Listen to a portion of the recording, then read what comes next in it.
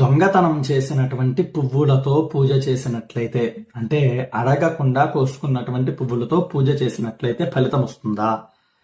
అలాగే దానివల్ల ఏమైనా చెడు ఫలితాలు ఉంటాయా? ఈ ప్రశ్న అడిగిన వారు కల్పన గారు మంగళూరు నుంచి. పూజకి పువ్వులు అనేటువంటివి సొంతంగా కోసుకుని పూజ చేయాలి. అది ఎవరివి అవ్వాలి అంటే మన ఇంట్లోవి, మన పెరట్లోవే అవ్వాలి. బయట వాళ్ళ ఇంట్లో వాళ్ళ అనుమతి లేకుండా కనుక పూజకి పువ్వులు కోసినట్లయితే ఆ పూజ పనికిరాదు, నిష్ఫలమైపోతుంది.